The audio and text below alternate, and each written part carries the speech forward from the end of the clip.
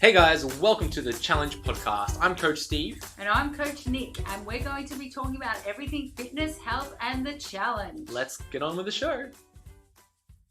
What's up, guys? Coach Steve here. Welcome back to another episode of the Challenge Weekly Show. I'm here with Coach Nick. Coach Nick, how you doing today?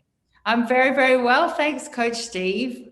Podcast number 30. Yeah, podcast number 30 of our Challenge Weekly Show. So, Nick, we've hit our dirty 30s. How exciting is that? Very exciting. 30. Wow. No turning say back. That 30s is the new 20s or something like that? Correct. You will love our 30s. We'll love this. This is a chance for me to relive my 30s in some way. So I'll take it. I love it. Well, look, if you're finding the Challenge Weekly Show for the very first time, yes, there are another 29 other episodes where Coach Nick and I are going through everything related to fitness, health, and the challenge. We're talking about, we've got non-scale victories today. We've got our Coach's Corner. We're answering some questions. And of course, it is always an exciting time in the challenge. Coach Nick, the challenge is actually finished. I know. This is so exciting this time where people are sharing their transformations with us. Yeah, I must say, this is one of my favorite times of the challenge. So the May challenge wrapped up just a couple of days ago. And now we are in this kind of like limbo stage where our challengers are posting their transformations, what they've been able to achieve over the past 12 weeks. And it's always beautiful to see what people can achieve. And sometimes they're really dramatic and really wow. And some of them where people might not be super happy with their results, but you could see it on their face. They've got this massive grin, this massive smile. They're bright, they're energetic, and you could just feel how excited they are about what they've been able to achieve. Yeah, and for everybody, every single person, something has changed, and you can build on that every time. So it doesn't matter what level you're at. That's what we look for. We just look for one little change every time that we can then build upon. And that's what people are showing us that they've done, and you're inspiring everybody. And we look at everything and it's beyond remarkable what some people have done when they've just put their head down and gotten on with it. Yeah, you're totally right. And you're right. Sometimes we do only look at our photos or maybe the scales or what our clothes are telling us. But we do need to remember that there's so many other things that have changed over the past 12 weeks of the challenge. Maybe you've gotten stronger. Maybe you feel more confident to go in the gym, or maybe you just feel more, empowered to control your lifestyle, your habits, your routines, so you have control over how your body looks and appears and feels. Yeah, even if your attitude towards food has changed, even if you have started to understand the role of, say, carbohydrates and you didn't before, that is in itself something that's invaluable, let alone everything else that you've done. So it's just baby steps, and it's baby steps for each and every one of us. So I learn something new every day, and so do you, I'm sure, Coach Steve, because you never stop learning. You're always researching. So it's just about learning something new and then building upon it for the next challenge. Absolutely. And you're totally right, Nick. It is a journey, and we do need to understand that where we are right now in this moment of time is a reflection of all of our decisions in the past. All our habits, all our routines, all the things that we've done in the past is what's showing right now. And for some people, they join the challenge and they go hard for 12 weeks. Maybe they do 2 challenges back to back, and they do it for 24 weeks, and then they just kind of wipe their hands, walk away, and they're like, wait, great, I've done that fitness thing, onto the next thing. And that's where we kind of revert back to our old habits, our old routines. And then that's where we might gain weight, where we lose muscle, and we are not happy with the way that we look. So we do need to remember that the challenge isn't over. The fitness journey isn't over. This is something that we want to be doing for the rest of our life. And sure, you might not be going at 100% all the time. Maybe you take that backseat at 90%, 80%, but we're still trying to have these good routines where we're focusing on our step count. We're focusing on eating good foods. We're focusing on getting stronger in the gym and looking after our bodies, right? That's all you can do, and just one little bit at a time. And yeah, I do like that point that you make about where we are now as a reflection upon what we've been doing. And you can actually change that. You can change it, and you can sort of plant the seed for the future you, and you can pretty much start today with that, just by the choices that you make. So say, for example, myself, I didn't feel like walking today. I'm not always super motivated. And I had to make that choice. I'm like, okay, And do you know what I did? I'll just quickly tell you, rather than going my big full way, I adopted the mindset that it's not all or nothing. I'm like, okay, just do a little bit now and then do a little bit later. So that's better than doing nothing. And sometimes we get stuck in the all or nothing mindset where it's like, if I can't do it all, I'm not doing it at all. And that's where each and every one of us just kind of comes to a standstill. So that's even just a tip from me, who's meant to be the most motivational person in the human race. You know what I mean? Like all of us have to have these little chats with ourselves sometimes. That's right. Well, look, I can totally relate with that. And even just last night, and I've spoken about this in a previous podcast, where I purchased a little treadmill. It's a really slim line, tiny little treadmill. And I was at home because we're in lockdown in Melbourne again. And I really couldn't be bothered going outside. I turned on the treadmill, started walking, and I was like, oh, so I ended up only doing 5 minutes on the treadmill. So barely even broke a sweat. I was like, okay, that's enough. So I then went and got dinner ready. So I was preparing dinner. While dinner was cooking, I went, oh, okay, well, maybe I'll go on the treadmill for another 5 minutes. So I then did another 5 minutes, ate dinner, and then after dinner, I did another 10 minutes. So what that meant was I did 20 minutes of walking throughout the day to build up my steps. It was a bit of a rest day for me, but I was pretty inactive yesterday. And, I slowly built it up from there. So you're right. Motivation is a bit of a lie sometimes. We're not always motivated. We just kind of got to go and do it, right? Yeah. And I think that's perfect. And also I think that once you get a clearer picture of down the track how you want to be, that's pretty much the only thing that's going to get you out there doing the stuff. When you go, okay, in a month's time from now, when I may be feeling a little bit better, how do I actually want to look? Because if I don't do something about it today, it's going to catch up with me, So I like to project into the future and just go, how do I want to be when it's summer? Even if I'm locked down, I still want to be like cute. I want to be cute locked down. I don't want to be non-cute locked down. Thank you very much. That kind of thing. And strong, to be honest with you. Everything, just the package of everything that I know that I could be. And I think it's just a good reminder for everyone to know that we're only human as well. Like we use tips and tricks ourselves that we can share with everybody on this podcast to just sometimes get the hell up.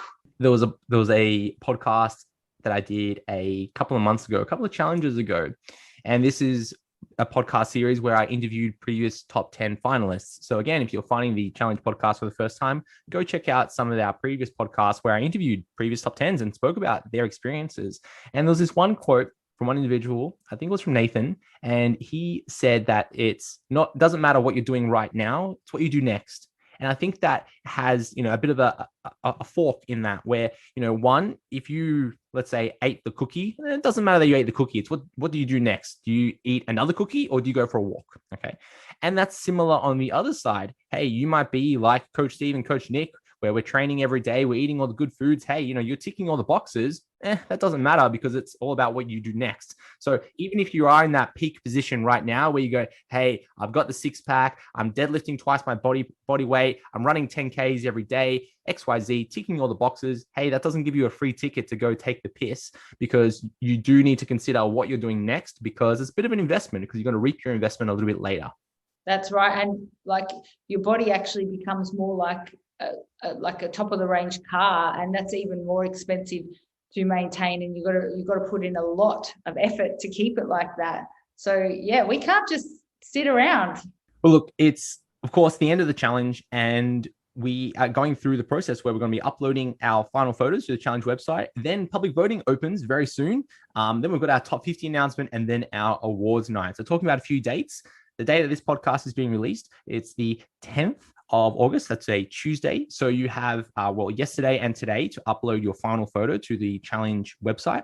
Then tomorrow, which is Wednesday, the 11th, till Sunday, which is the 15th of August, you have a chance to go through public voting. So you will have 3 votes for both men and 3 votes for women. So both men and women. So you can, if you're a guy, you can log onto the Maxine's website during this public voting period and vote for your favorite female transformation. And girls, you can jump on the Max's website and you can vote for your favorite transformation. So 3 votes each. Then that concludes our public voting process. Now, the public voting is quite different to our main voting. So just because you didn't get in the top 50 or top 10 or even the winner, just because you didn't win the public voting doesn't mean that you're completely out of the draw of winning the Max or the Maxine challenge. So they're 2 quite separate competitions. Now, our actual top 50, top 10, and top 3 are judged via an external panel. Okay, so Nick and I are involved in that judging process. We're too close to you guys. We chat with you on the forums, on Facebook groups. People like our stuff on Instagram. Okay, there's lots of bias there. So we're completely out of the picture, and we actually go externally to a judging panel, which goes through a very, very long judging process. And gosh, I don't envy that process. Looking at the top 50, the guys, everyone's got a six-pack. Girls, everyone looks fit and healthy and active. And it's like, well, I wouldn't be the one to try to pick the top 50, let alone the top 10 and the top 3. It's a very, very challenging process. When you see it on Facebook, when you see everyone's transformations, you just think, oh, hang on, that person's really good. That person's really good. So it would be really hard to actually try and narrow that down. Absolutely. Now, on the 18th of August, that's a Wednesday, we'll be announcing the top 50. So you'll be able to view that on our challenge website. We'll make a post about it on our Facebook group. We'll post it on Instagram, all the good things. Then we have our awards night. And I do need to apologize. Last week, I said it was on the 13th. So I misspoke. It's on the 20th, Friday, the 20th of August. And we'll be kicking off at 7:30 p.m. and that is Melbourne time. So that's Australian Eastern Standard Time. And you can join Coach Nick and I, where we get to announce the top 10 and top 3, along with who actually won our public vote and our community awards vote as well. So we've got lots of awards on that awards night, which is always a fun event. Absolutely. You don't have to worry about finding something to watch on Netflix that night, because we've got you covered. It's going to be good. But I'm excited for that. It's going to be really cool. Oh yeah, I love that night. That's a great night. It's just such a good celebration of everybody and everyone's hard work, and a good way to wrap it up. Now, the challenge website will be closing shortly after the awards night. So if you are wanting another copy of your training program, nutrition plan, or maybe to ask a question on the forum, or download your journals or anything, any other bits and pieces, look at the recipes or whatever's on the challenge website. Make sure you head on over to that challenge website, and they'll be closing on Sunday. And I think that was the 23rd of August. So shortly after the awards night, the challenge website will close for a short period. Nick and I jump in there and we update all the programs and everything in between. And then we will open again for the August challenge on the 27th for prep weekend. And then the August challenge, the 6-week challenge, officially kicks off on the 30th. So Nick, we've got so many exciting dates coming up. Oh, we do. It's just flying by. And yeah, there's not long to go until we get up to the 6-week challenge. So that's something to really look forward to.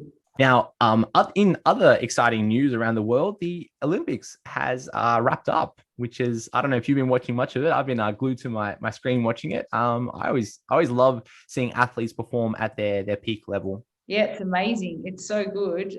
I watched the hockey and lots of different things. It was amazing. Really, really, really inspiring. I went full fanboy on the men's 109 kilo weightlifting event. Yes, you were looking forward to that. I was counting that day down until from the start of the Olympics, watching my boy Lasha Talakase from Georgia, who just absolutely dominated the field. That guy, he's a freak. And I found out he's my age, right? So, oh, wow. Yeah. So he's in the 109 kilo plus category, which is a difficult category because all the guys in that category are various heights and weights. So, let's say the under 94 kilo category, most of those guys, the difference of 1 or 2 kilos in size. So most of them have the same like hardware muscle. So that means that the difference between first and maybe fifth is the difference of like 5 kilos. Okay. But in the 109 kilo plus category, the differences in these guys are like, 10s and 20s kilos of muscle. So that means the field can be quite spread out. And what ended up happening was Lasha had the world record for the snatch and the clean and jerk, and of course the total. So he had all the world records, and he broke his world records by 1 kilo. Okay. Wow. So he ended up snatching 223 kilos from 223 kilos, beat it by a kilo. And he made that look easy, Nick. Oh, geez, that was scary. And then he did a clean and jerk of 265 kilos. So, of course, beating his clean and jerk by a kilo, then set the new total world record of 488 kilos. So he won with 488 kilos. And the guy who came second was 441 kilos. So if you do some quick math, this guy, Lasha, won by like 47 kilos and you compare that to a different category where the difference between first and fifth was like 5 kilos. So he just absolutely dominated the field, and he'll be a force to be reckoned with for quite some time. So it was always beautiful to watch Lasher lift, and especially because we all have experiences lifting that type of weight. And I've never picked up 265 kilos, and he got that above his head, right? So that's just unfathomable. No chance. Maybe one day, but I did do 160 kilos the other day for deadlifts, though. That's awesome. I know, like, what's going on? I don't know an extra 100 kilos on that and above your head. Over his head. Like, I can't deal. Well, look, Nick, let's move on to some non-scale victories for the week. So our non-scale victories are victories that are not related to the scale. So Nick, kick us off. Yes, well, this one's by Adriana McCulloch. Hi, Adriana, if you are listening. So she shouts out to us. So we love it when people shout out to us. Thanks, coaches Nick and Steve. Well, she puts our full names, but I don't want to say it. I just think it's better to say coaches Nick and Steve for my challenge lift-off prize. Can't remember the last time I won anything, but this is the key, I have won so much more starting with Max and Maxine's. I've grown in strength and confidence and learning so much. My body and health are transforming bit by bit and have connected with some amazing people. Thank you all for your support. I mean, if that's not an NSV, then I do not know what is. That's awesome. Congratulations, Adriana, who was actually our winner of the challenge lift-off just a couple of weeks ago. Fantastic.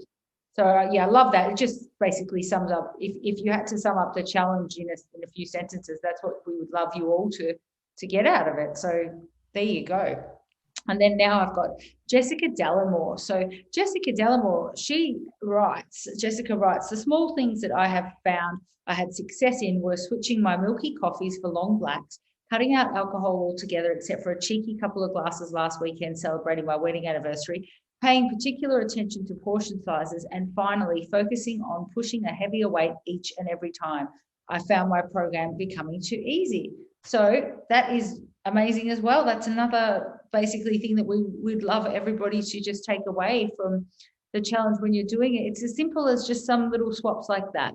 And that's actually a pro tip, really. Like, the first thing I do when I'm starting to prep for anything is say, I love a good almond milk latte, but it's an easy thing to do. Just switch to a long black. Really simple, just reduction of some calories, not a huge drama, and on we go with the day. So we know that when the long blacks start appearing, everything's changing, but it's a subtle shift. So I like that one. It's a little pro tip. Now, next one is Kelly Hardesty, and this is from the journal. Kelly says, the best part is that I've almost forgotten I'm on a challenge because I've made sustainable lifestyle changes. I've learned the fundamentals to eating delicious, nourishing, filling, healthy foods. So that's a lot of different, descriptions for the foods. It's fantastic. Whilst dropping weight, I've eaten burgers and pizzas throughout this challenge, my favorite, but within the food plan, and I've not felt like I've missed out. So I love this one as well, because the thing is, there are ways to create your favorite meals that still are within the calorie needs that you have. So that's one of our biggest takeaways as well. You don't have to actually eat rabbit food like hay, like my bunnies eat. You don't have to eat that. You can actually eat a variety, and you need to eat a variety of foods. So out of all those three, you can see that there's a bit of a pattern where people have discovered stuff that's actually empowering them. So rather than us taking away from people and saying you have to reduce, we're saying this is what you can add to your life to make it better. I like that. And especially when I look at other diets that I see online or out on media or different places, where it's always kind of really bland foods, the classic bodybuilder diet of chicken and rice, or, having just salad after salad of salad, no dressing, no fun things, nothing exciting. Of course, people aren't going to follow that. Of course, people are going to get bored of that or not find it exciting. So someone like Kelly can turn around and be like, yeah, I get to have all the things that I enjoy, like, burgers and pizzas within some portion control and, under some sort of, self-discipline, so that you're not, running away with it, which is great to see that Kelly's learned that, and all of our non-scale victories for making those small changes. Now, I've got a few non-scale victories that I found. Now, The first one goes to Joe Hargraves, and I found this one on the journal as well. And she says, "Yay, I finished the challenge," which I think is a non-scale victory on its own.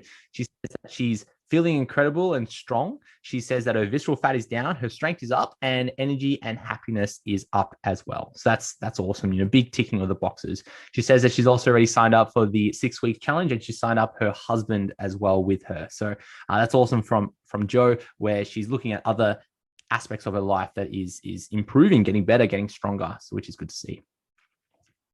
The next one goes to Brad Saypolt. This was on our Facebook group, and he says that I'm not normally one to post on a public forum, which I think even that is a non-scale victory, where we have so many people in the challenge who are our private challengers. They do the challenge. They don't want to post any photos online. Totally fine. They just kind of sit on the fence and watch what's happening online. But it takes a little bit of courage to kind of step out and, post yourself, make yourself seen by other people, and that can be actually a big motivating and driving factor to keep on going, because you've been seen now. So Brad then goes that he's posting, he doesn't not normally posting on a public forum, but he's been motivated by everyone else's posts over the last 12 weeks. Not a physical change for me, but some huge changes in my mindset. Looking forward to smashing out the next challenge. So congratulations to Brad. You're taking that step out of your comfort zone to post a photo of yourself into our Facebook support group, which has over 8,000 members, getting close to 9,000. So it's a big community. So congratulations to Brad. And then finally here, we have a power couples. We have Nathan and Ashley Simpson, who posted on our Facebook group.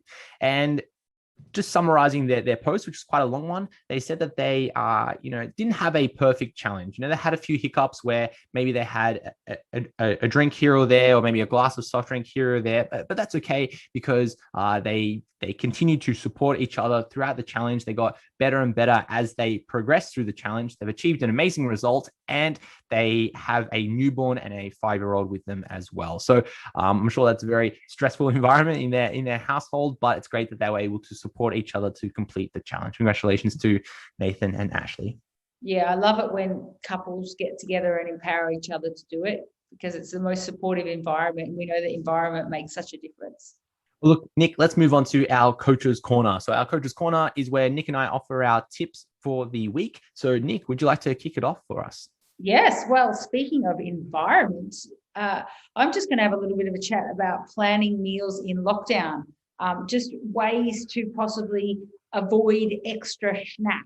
So like if you're working from home, I've even noticed, my kids doing schooling from home, everyone's eating patterns go out of whack. So say it's okay to say my kids, they're active, whatever, so they can afford to come down and have like maybe 4 or 5 muesli bars or whatever it is that they're having, because they're young. But like Shane and myself, we can't be doing that. So some strategies that I have, this might be straightforward for some people, but if it isn't, at least you'll know some of my hacks, little things that I do. So what I tend to do is I will go for protein-filled snacks, such as boiled eggs, things like that. So also what I do, like just taking it right back, is similar to the meal plan on the challenge. I pre-plan in my MyFitnessPal every single day what I'm going to eat, and I will plan 3 big meals, that's for me, and then a couple of snacks around that, and I will pre-prepare the snacks, and then I just don't allow myself any other difference. So there's chocolate in my house, there's the environment, it's a war zone, but I pretty much make sure that I fill myself up with things like boiled eggs, tuna cans. I sound a bit, but things that I know are going to fill me up. So, when you go to the supermarket, just grab those things and pre-prepare them. So definitely have some boiled eggs on hand. And then the other thing is a nice pot of tea. Now, I sound like a grandma, but a peppermint tea or a rooibos tea or something that you can sip on, just to double check that you're not actually just thirsty or craving something, because sit with that for a bit. The other thing that I have to say is just try and rate your hunger. So if it's super, super urgent and you can't do anything without eating, it might be that you actually are hungry. But if you take a step back and go, am I starving for this? or am I bored? If you just ask yourself that, then occasionally maybe that muesli bar won't get through the gatekeeper. So they're just some little hacks. I don't know if you've got any that you use to just avoid, because sometimes I think if we're a little bit bored, we think that that's a good idea. And in lockdown, you know how it can be a little bit sometimes frustrating as well. So it's just, we're trying to complete this challenge. We're trying to stay on top of everything, but there are other things going on. And then people tend to bake as well. So if you want to bake, I would say instead of not baking, try and choose some healthier baking recipes, such as, like, just say you love your banana bread, maybe look up something like a healthy protein banana bread, but also just be really cautious of portion sizes there as well. Another hack that I have is freeze a banana, put it in a NutriBullet, and it is banana ice cream. Yeah, it's really yummy. Frozen banana does taste like a gelato. It does, and so does any sort of berry. So I love a good frozen berry, and I just pretend to myself that it's a sorbet. I mix it with our protein powder, and off we go. I think for me, I'm a big snacker.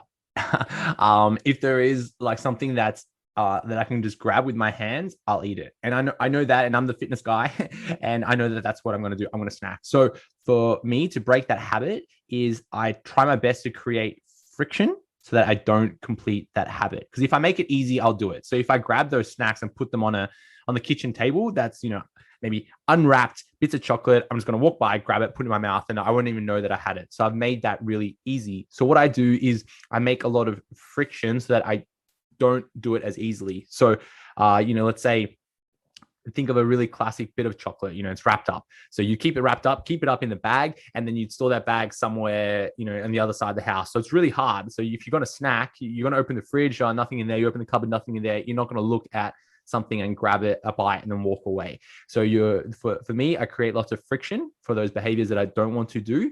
And then I make it really easy to do things that I know are better for me. So if I do want to snack, I turn to things like, let's say, fruits. Because something like an apple, you eat a whole apple, you're probably going to be feeling full. It has lots of fluid in the apple. It has lots of sugar in that apple, and it has lots of fiber. So what that means is that it's a very slow ingesting carbohydrate that slowly enters your bloodstream. Because the fiber takes a while to digest, and it takes some time to actually eat that. Eating an apple takes you maybe a minute or two to bite, chew. So then for me, that feels like a big snacking adventure. Great, I got a snack. I feel it in my belly. I feel warm. I feel full now, and I might have consumed 50 calories, right? So in very small amount throughout the day by having that apple. So I made that. Try to make that easier by having that fruit bowl in front of me in the kitchen, and make it really hard to have those things that I know that I won't have control over, like those chocolates, and they're deep in the contraband cupboard, which I don't open very often. Yeah, I agree. And yeah, just making that, because then you actually have to make a conscious decision. You can't blame anything but your own choice there, because you've created so many barriers to getting to that chocolate that it will ultimately be a very conscious choice when you do, if you get to the gatekeeper of unwrapping that chocolate. That's right. And I've even spoken about like my kryptonite, things like hummus, or anything in paste form, even like yogurts and stuff. So I choose just to not have them in the house. So if I was to go and do something like that, like have a tub of yogurt, I need to grab my keys, get in my car, drive to Coles or Woolies, buy that yogurt, come home, open it up, sit on the couch with my spoon and eat the whole thing. Like it's a very big process, step. If I had it in my house, open, ready to go, like I won't even think. I'll just grab the tub, start eating it, and then put it away. And then, I put it in the bin because it's empty. So for me, it's all about creating friction, making the things that I don't want to do really hard to do, and then making it easier to do the things that I should be doing. Yeah, and also if you have kids and they leave leftover things around, just remember that those calories do count if you put them in your mouth instead of putting the snack like back in the fridge, or saving it for another time for them, or whatever. If you're eating it instead of cleaning it up, then those calories do count. So just also make sure that you consciously calculate in a day what you have consumed in this time in between the challenges. So if you do it, write it down, because otherwise you'll be very surprised when things don't go your way later on. You'll be like, well, how did it happen? At least you can reference and go 3 muesli bars, That can be up to sometimes 600 calories.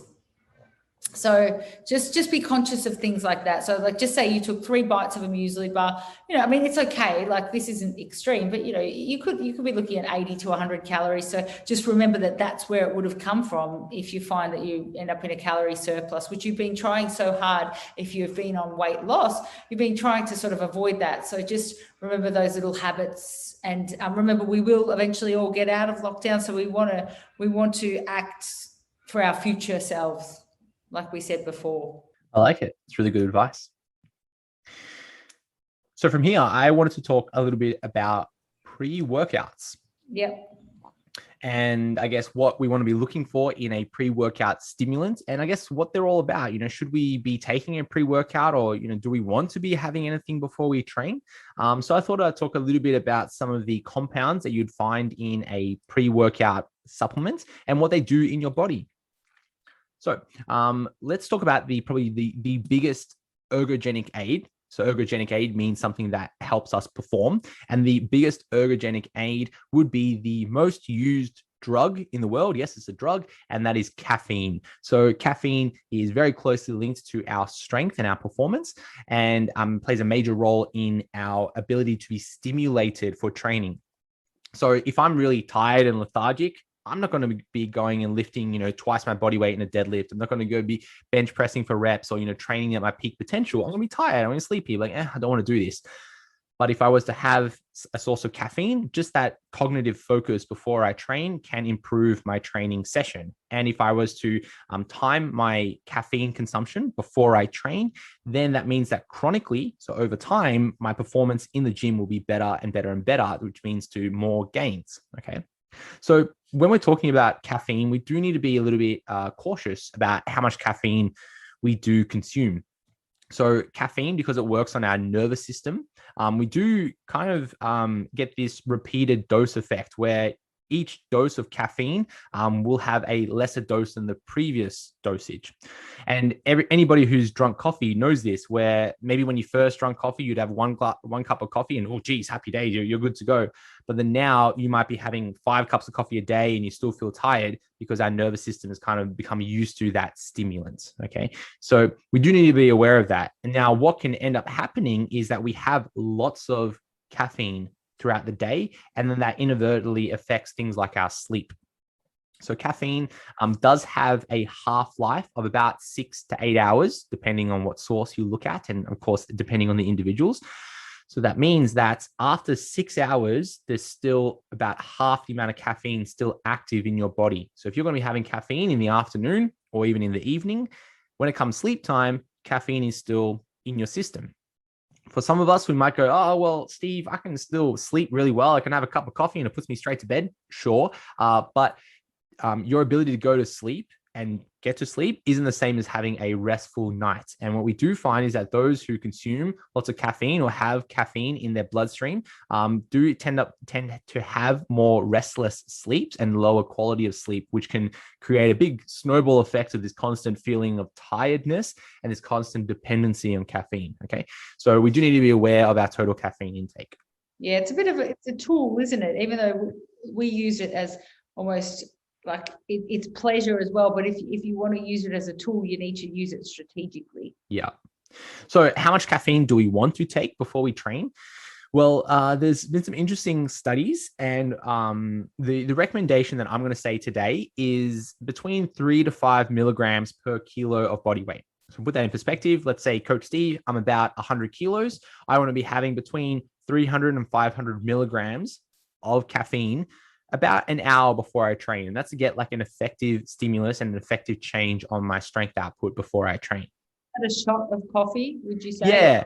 So an average cup of coffee is about 200 milligrams. An average like serving of pre-workout, again, is about 200 milligrams. So for me, I would be looking at that standard serving of a pre-workout to get that stimulus dose for me. Okay.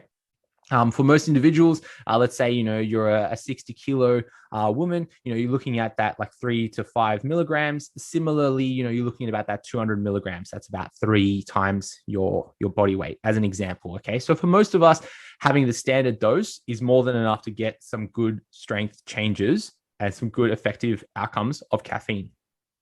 Now, the problem is when we go, okay, well, if I'm having that 200 or 300 or 400 milligrams of caffeine before I train, how much more caffeine could I have throughout the day? And it does depend, where we're not really sure of the actual upper limits because, everyone kind of responds a little bit differently. And there was some studies where they were giving people 13 milligrams per kilo of body weight, and that was an hour before they train, and they were fine. So put that in perspective, that let's say me 100 kilos, 13 milligrams per kilo of body weight, that's 1,300 milligrams, which is a lot of caffeine. That's the equivalent of like 6 cups of coffee an hour before I train.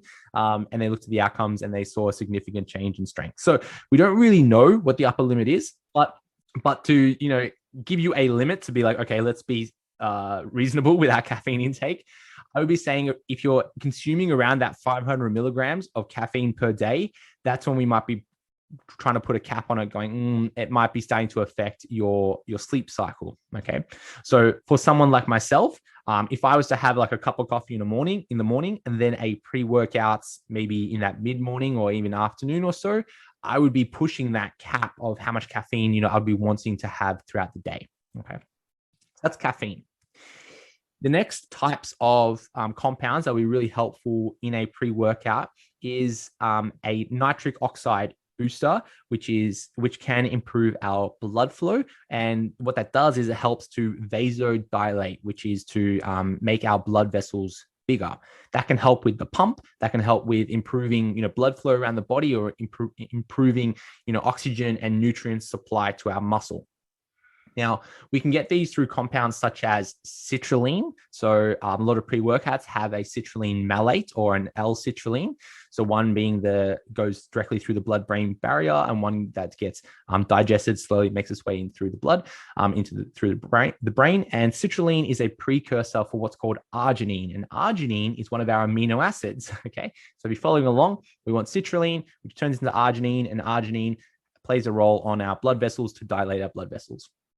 The other pathway is through betaine, and we can get betaine actually from beetroot juice. So that's where you get this idea of people having beetroot or beetroot juices or beetroot supplements before they train, because betaine gets turned into nitrite, and nitrite has another effect on our blood vessels, which vasodilates our blood vessels, which improves our blood flow as well. So that's a category, and we'll kind of call that improving blood flow, and that's where we're looking for citrulline and betaine. Okay. Then our kind of third category that we're looking at is what we call lactic acid buffers. So lactic acid buffers, as their name suggests, is we're looking at the way that our body handles lactic acid. Most of us, as we go through our training careers, we slowly build up our tolerance to lactic acid, where maybe when you were first, super beginner, you could withstand, X amounts of lactic acid. Then now you've been training for 1 year, 2 years, 5 years, 10 years. Now you can withstand, Y level of lactic acid. Now, a lactic acid buffer can help to push that tolerance level of when we start feeling that lactic acid. And what that correlates to is through your training session. Let's say you're repping it out, or you're doing a HIIT session, or maybe some cardio. When you feel that lactic acid buildup, is maybe that burning sensation where you kind of want to give up.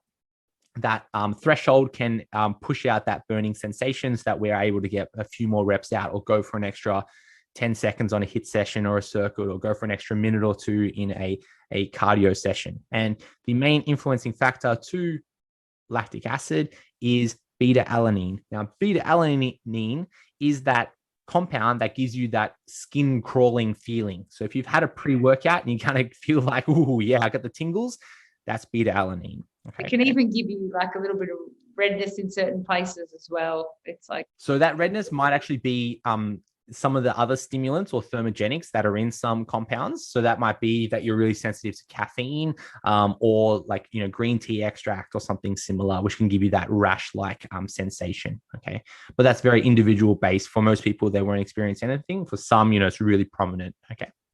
So they're the main three kind of categories. We've got caffeine, which is the big one. Then we've got our blood flow dilators, which would be our citrulline or our betaine. And then we've got beta-alanine, which is our lactic acid buffers. There are other fun things in pre-workouts, mainly around creatine. And if you're taking a creatine monohydrate, we don't really want to be too fussed about that one there. And then other big factors that we're looking for in a pre-workout is water. We want to be really hydrated while we're training, and not just hydrated where you consume water and there's water in your belly. Like if anything, that's going to make you feel a little bit sick because you've got this water just in your belly. We want that water to actually be, saturated in our muscle, in our tissues. So we do want to be consuming water, a few hours leading up to our bout of training. And then also something like salt. And I've spoken about salt before in a previous podcast here, where salt can be really helpful prior to training, which again can increase our blood pressure, which can then promote blood flow, which can promote oxygen to our muscles and nutrients to our muscles. So that can be really helpful before we train as well. So that's a super summary on pre-workouts. And hey, lucky for you, all of these compounds are found in our pre-workouts with Max's products and in some of our new products in Maxine, which might be released very soon. Oh, that's cool. Yeah. Well, I left one of mine at the gym, so I'm really annoyed because I don't really have anything at home other than caffeine. But I reckon that's why my performance was down today. I don't know. Like just you talking about all that, it makes me realize. It makes me remember why I take it. Especially like the lactic acid one is the lactic acid buffer, because just those extra few reps, that's what counts. That's what actually counts. And even like that mental focus that you can get as well, just to push through those last few reps. Yeah, absolutely. And sure, I'm sure there's some people listening here and going, well, I don't need a pre-workout. That's cool. That's fine. We start to ask that question, are you leaving gains on the table? You don't know. You could have a cup of coffee, like Nick suggested, but caffeine or coffee beans can get absorbed a little bit differently to just a pure caffeine essence, and it also has a little bit of a diuretic effect when we have caffeine. Like a coffee. So if you have a cup of coffee, you might be needing to run to the toilet, which can influence our training session. Yeah, that's a good point about the caffeine, about how it's different in the pre-workout as well. Yeah, very good points. I love it. Yeah, I missed mine. Hopefully I can go back to the gym and get it. I leave it there because I just do. That's just my little thing. So it makes me go sometimes, not just to the shed. And look, I used to be someone who didn't really use it that much, but since I have been using it, I don't know if you can correlate what, you'd have to do a scientific study on me, but I just know that I've been going very well with my training. So now I'm a bit sort of hesitant to not use it, because when you find something that's good and it works and it's like, is that me, or is it that thing that I've done, or is it the straps that I'm holding, or is it the way that is it this particular barbell? You just go, wow. My last kind of comments on pre-workouts is, I guess, because it's a stimulant and it affects our nervous system, we can become that like repeated bout effect where we kind of need an increased dose to get a similar outcome. So for me, what I tend to do is actually cycle off of a pre-workout while I'm on like a deload. So for me, every kind of meso cycle that I do, 4 to 6 weeks of training, I would do a deload session where I'll deload for the week, and I would choose to restrict my caffeine for that week. And oh gosh, like those training sessions are hard because I kind of feel that tiredness come through, but it also gives me a chance to kind of like resensitize to that caffeine, so that when I do go back onto caffeine or that stimulant in the next meso cycle, I require less stimulants to get a similar outcome. That's a really good idea. Really good idea. And the last thing I'll say would be when to take it. So you probably benefit from taking it within that hour before you do like a resistance training session or like a HIIT training session. If you are planning to do some steady state cardio, like maybe go for a walk or something like that, you probably don't need a pre-workout to do a walk, or even like that moderate intensity activity. Let's say you're doing our Couch to 5K or maybe half marathon or triathlon program. You might not need a pre-workout if you're going to go and train for 2 hours on a run or a swim or something like that. You may benefit just from having some good quality food before you train and then get going. Okay. Yeah, just make sure you stay hydrated. Absolutely. Okay. Look, let's go through some questions for the week this week. And I think with lockdowns affecting half the country at the moment, there might be some people who are at home without any equipment. And there was one question coming through, is that someone wanted to start running while they were on lockdown, doing some cardio style training, but that individual hadn't been a runner before. And they asked, how do I start running? So Nick, I thought this would be a good question for you to answer. If you were helping someone who's never really run before and they wanted to begin running, what steps should that individual take? Well, definitely. You've already answered my first question that I would ask them. I would say, like, what is your background in terms of, sporting endeavors? Because if you've never run before, we just also have to just do a quick assessment of what shoes you have, because you'll be very limited in your abilities to run if you're running in the wrong shoe. So it might not even be your fault if you suddenly feel like you're a little bit injured when you're running, if you have shoes that perhaps don't support that. So just make sure that you've got some sneakers that at least fit you well, that they don't have to necessarily be designed for running, but maybe sort of, your gimmicky sneakers or lifting shoes aren't really the way to go. So just make sure that they've got like a malleable sole, very different to weightlifting shoes.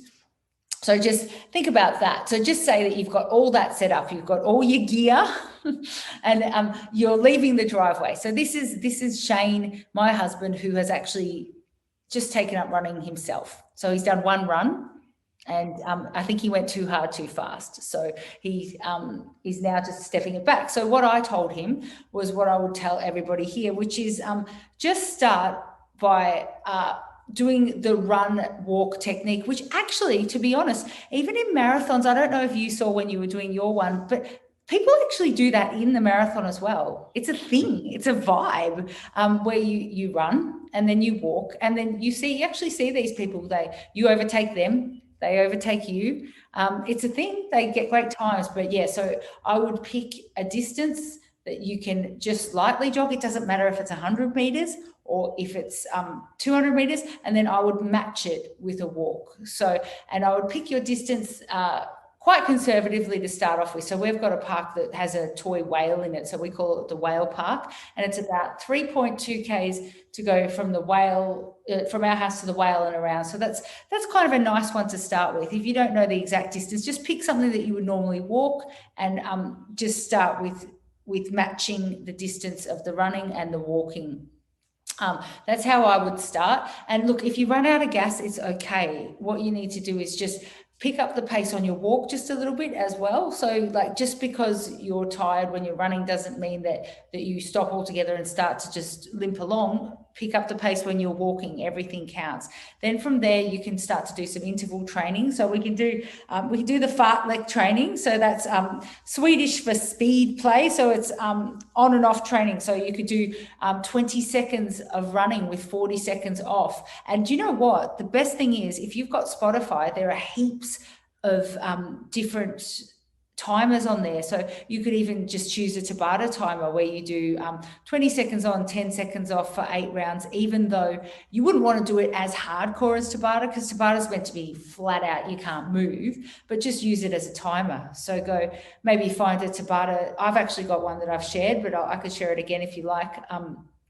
You can do back-to-back Tabatas. So you could actually do 16 minutes of just 20 seconds on, just jogging, 10 seconds off walking, and just keep doing that as well, and just build it from there. And eventually you'll find that your runs will get longer and your walks will then hopefully get shorter, and eventually you'll do the whole lot. But I would say just pay attention to your technique from the start. Try and also make sure that you are facilitating your run by still doing some sort of even body weight training or some hanging. So if you've got somewhere where you can hang, because you don't want to end up all hunched over. So just make sure that you are, just working those back muscles as well to make sure that you're supporting yourself through your run. You don't want to end up like a hobbit. Is a hobbit the right description? I don't know. Middle Earth creature. You don't want to be a Middle Earth creature. But also, just find a stride, find a tempo, and also try and, another just little tip that I've got is try and find some music. Look up something like something with maybe 100 beats per minute, and then you can actually do your stride that works. Like they've got running music, 100 to 120 usually is quite good to find a stride, and then you can kind of get lost in the music as well. So that's just an extra layer. I like it. That's good advice. And I just want to kind of touch on maybe like that load management side of things in terms of maybe those aches and pains that we might feel when we start a new training adventure. And commonly we see individuals starting to run and they experience things like, knee pain, shin splints, sore lower backs. It's a new stimulus to the body. And we need to remember that it can take a bit of time for our body to adapt to that. And sometimes we do kind of go too hard, too quickly, and we experience some of those aches and pains. So it's all about kind of slowly building it up, where maybe you start by doing kind of like that walk run where you're, walking for 5 minutes, you run for a minute, and then you walk for another 5 minutes, and then run for a minute, walk for 5 minutes, and then we build it up slowly over time. And if you are experiencing those aches and pains, okay, it's likely that you went too hard, too quickly. We just need to regress it slightly before we then advance. Yeah, and look, I've got some common little aches and pains that I will feel in the first couple of times that I do my run. So, there are certain things that if you feel it, you just need some time to recover, and then you can be okay. Say for me, often hip flexors, they can get a little fatigued, and just until it all kicks in again. So, if you're used to your body and then just make sure that you also recover. So like a nice warm bath, eating some nice food, that kind of thing is also good. And also, when you come home, just maybe instead of just sitting down on the couch, maybe just walk around the house a little bit until you cool down. That's another good tip, rather than just dropping onto the couch and sort of staying there for the rest of the day. Oh, I've just got to say one more thing. Whenever you input something new into your body like a run, you are going to be super, super hungry. So just make sure that you've already got your meal plan for after it, because that kind of thing makes you starving when you first do it. So just remember that you've got to plan those meals out. Otherwise you'll eat the house down when you come home. You know how when you start something new, you just go, oh my gosh, what's going on?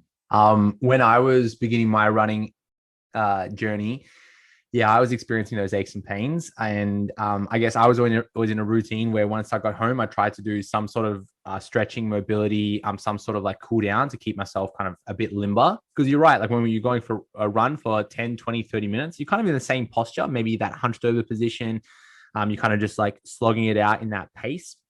So I kind of tried to open myself up in those positions. That was kind of helpful. One thing we do know physiologically is that your cardiovascular system will actually adapt quicker than your body will. So what I found was when I started running, happy days, I was running for, week 1, week 2, week 3, no problems. But then as soon as my cardiovascular fitness increased, I was able to run longer because, fitness wise, I was able to go, sure, great.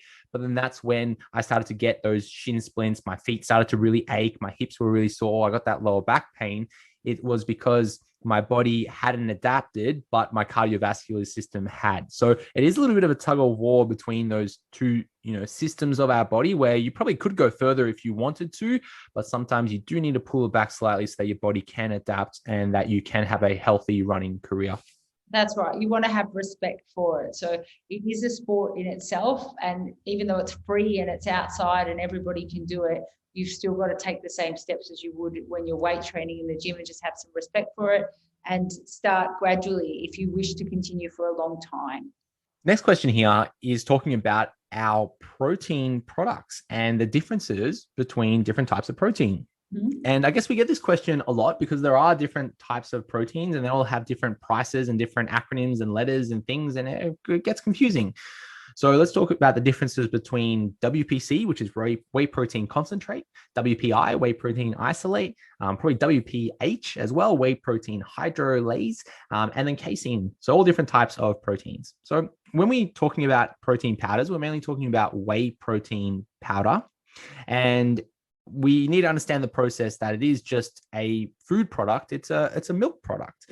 So whey protein comes from milk. So they grab skim milk and they go through a process of dehydrating that milk and then filtering that milk. In that first process where they filter that milk, they kind of pressurize it, squeeze it out, and they add a compound to it. The milk kind of curds, and then we get our casein, which is that curd, and then we get our whey protein, which is what's left over. So that's the first kind of derivative of milk, where we have our casein and our whey. So that casein protein actually gets kind of moved into factories to kind of go through and make cheeses and yogurts, and then that casein protein has a little bit more lactose in it, a little bit more of a complex product, and it takes a little bit longer for our body to digest that protein. So that casein protein, which is found in our nighttime proteins or our new Maxine custard protein, that's a really great one for a really slow digesting protein release. So a great one to have maybe for like a dessert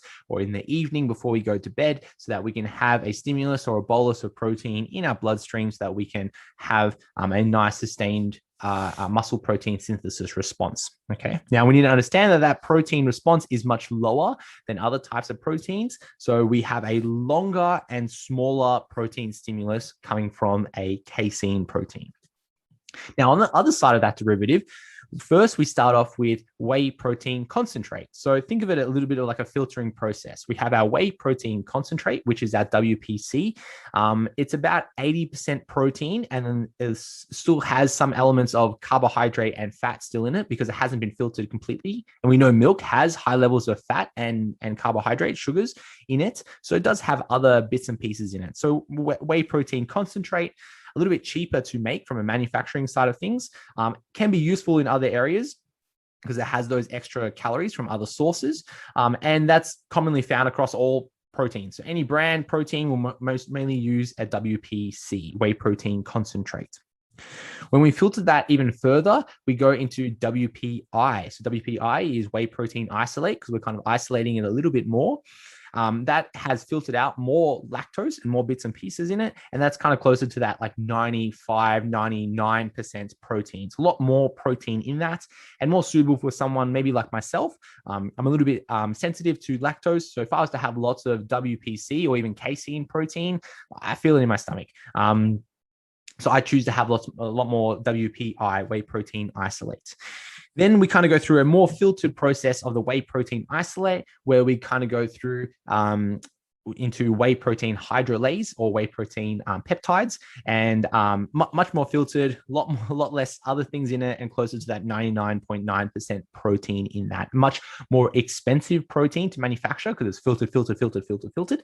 And of course, the more filtered it becomes, the quicker we can digest it. So if we picture that graph, we've got like a small stimulus of protein, but a lot more sustained, and that would be our casein protein. Then we've kind of got this more medium wave where we've got a medium-sized stimulus of protein, but a medium level of sustained protein. That would be our whey protein concentrate. Then that graph kind of becomes more narrow, where something like that WPI or the whey protein peptides, that hydrolase, that enters our bloodstream really quickly. It's a really high level of protein, but it doesn't stay in our bloodstream for too long because it's already broken down completely. Our body utilizes it, then away it goes. So a lot of our products actually utilize a mixture. So if you look at something like our Maxine Burn or our Max's Super Shred range, that will have a mixture of WPI, WPC, a bit of peptides in there, and maybe even a little bit of casein, just to have that sustained release of protein throughout multiple different times. However, if you are a bit sensitive to those types of proteins, you may choose to have something like, Max's 100% whey, which is what I choose to have, mainly for some digestion changes. Okay, but that's protein powders. The main takeaway is that they're all derived from milk, so they're all just a food product. They're not really some magical drug. It's basically a food product. It's a supplement, and it can be helpful for our, fitness journeys, so that we can continue to build muscle and look after the tissues in our body. Absolutely. It's a great way of just getting some quick protein without thinking about it too much. I certainly do use it, and I find that it helps me to get my quota. Absolutely. And especially getting that quota of protein without those additional calories. Because sure, you can go eat a chicken and rice with a bit of broccoli in there, but you're having a whole load of carbohydrate and fat, and it gets digested really slowly into the body. And you're probably better just to have a really convenient protein powder. You can consume it really quickly, enters the bloodstream, does what it needs to without all those additional calories. Yeah, definitely. Now, finally here, let's talk about the new 6-week challenge, which is kicking off just in a couple of weeks, where we've had a number of people contact us through social medias, through emails, and other different avenues, where they're asking, how do I prepare for the 6-week challenge? So it's still a couple of weeks before our prep weekend. So this is kind of like preparing to prepare for the challenge. But Nick, let's talk about some ways that people could start preparing right now. So what advice would you give somebody? All right. So if you were to start right now, what I would do is make sure that you have had to think about your environment and the people that you are surrounded by. So are there people that are supportive, or are there people that may be a bit resistant to it? So put your strategy in place already about that. Put your strategy in place about your environment. Start to clean out the cupboards. Start to find your containers. Do your meal prep sort of plan. It doesn't matter if you still haven't figured out the foods, but how are you going to do it? Are you going to cook every day? Are you going to start at the start of the week and do a few? How are you going to do it? Like where does that fit into your day? How do you need to possibly change your eating habits? So that's another thing. Write down some things that you think don't serve you. And then the other thing that I would do is absolutely something that's within our control, that is, as we've said, today, I think a few times I've said, outside is free. So we have, if you're in lockdown or no lockdown, you've got your daily steps. So I would start stepping, because in every single element of every program that we have, we do require that you do get the steps up. So that's a little secret reveal. So you can start walking now, start getting that plan in place. Plan when in the day might suit you. When are you actually going to get it done? Are you like me, that if you don't do it in the morning, then you really struggle later on in the day? So there are a few tips that I have. I like it. I think for me, my advice would be to just begin reflecting on what your day is like now. So are you going to a gym? Maybe you are. Are you exercising? Maybe you are. Are you actually going out and going for a walk? Maybe you are. So whatever you're doing, start writing it down. And we do see some really big changes when we start to measure our day, when we start to kind of quantify it, when we start to actually, have that journal, have that diary and go, what did I actually do today? So my big tip would be to start writing down what you're eating every day. So no matter what it is, even if you're having the pizza, the wine, the beers, whatever it is, just start writing it down. Go purchase a small book from if you're in lockdown, just go to like a supermarket and get a little book there. Or maybe you can go to a Kmart or something like that. Just grab a really classic book and just start writing down what you ate at what time. So maybe you had breakfast at 7 a.m. and you had bacon and eggs. And maybe the next day you had breakfast at 8 a.m. and you had cereal. And you go, oh, well, okay, I was really hungry when I had that cereal at 8 a.m. But geez, when I had that bacon and eggs, I was full all day. Okay, that's an interesting reflection to make. And then even similar what you said about, let's say, your step counts. Start to quantify it. Be like, how many steps did I actually walk today? Maybe you start using an app on your phone, such as those health apps, which can track your steps if you have your phone in your pocket. Maybe you have a smart device like a Fitbit or an Apple Watch or something like that, and start to track how many steps you do. Maybe one day you did 2,000 steps. The next day you did 20,000 steps. And the day after you did 3,000 steps. And it's like, well, is there an average here? Like, could I get better over time? So I think the best thing you could do is just to start to reflect on what you're doing now, and then see if you can do a little bit better. Maybe you can, instead of having bacon and eggs for breakfast, maybe just have some eggs and maybe remove the bacon. Or maybe instead of doing 3,000 steps a day, maybe you could do 3,300. So you're slowly doing a little bit more. And as we start to become more aware of what we're doing now, that's when we can change it. And then when the challenge rolls around, you go, hey, I've got a really good idea of what I'm doing now. This is what the challenge is asking of me. I can fit this in really nicely. Bang, happy days. I'm ready to go on the challenge.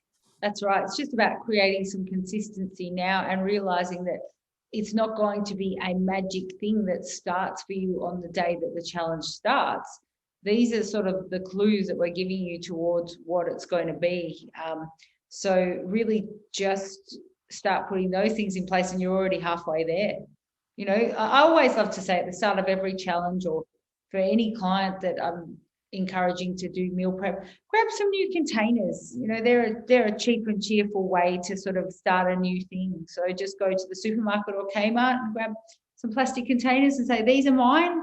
And even that is just a fresh start, a way to just think of, maybe 3 containers, that kind of thing, and just go, okay, I'm going to do this 3 containers a day, I should say. So maybe, because you want to have in advance some meals prepped.